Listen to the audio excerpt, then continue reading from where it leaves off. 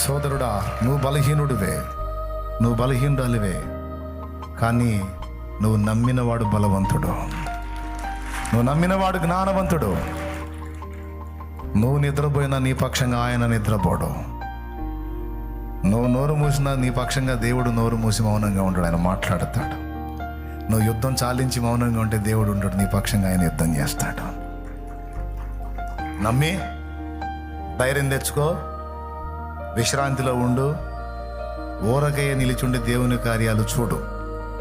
కొన్నిసార్లు పరిగెత్తడం అవసరం, కొన్నిసార్లు ఊరక నిలిచుండి చూడటం అవసరం. ఎన్ని చూశానో,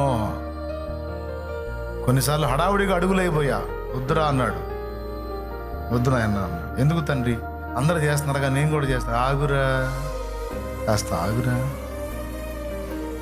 సంవత్సరాలే ఆపాడు, సంవత్సరాలు ఆపి నా టైం అంతా పోగొడుతున్నావు ఎట్లా అంటే ఏం పోనీలా. సంవత్సరాల్లో జరగాల్సిన పనంతా జరిగించాడు.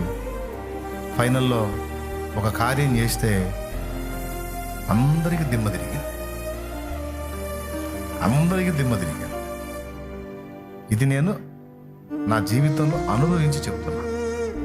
కాబట్టి దయచేసి కదలమన్నప్పుడు కదులుదాం, ఆగమన్నప్పుడు ఆగుదాం. మనల్ని సాగమని పలికినవాడు దేవుడు గనక ఆయన మాట చొప్పున అడుగులు వేస్తున్నావా లేదో చూసుకుందాం. మాట చొప్పున అడుగేస్తే గుర్తుపెట్టుకో, చివరి ఘట్టం వరకు చేర్చేది ఆయనే, అంతవరకు కాపాడేది ఆయనే. 2 విషయాలు. మొదటిది, పిలిచాడు, నడవమన్నాడు. రెండవది, ఈ నడకలో ఎన్ని దాడులుంటాయో, ఎంత ఒత్తిడి ఉంటుందో ఎరిగి ఉన్నవాడు.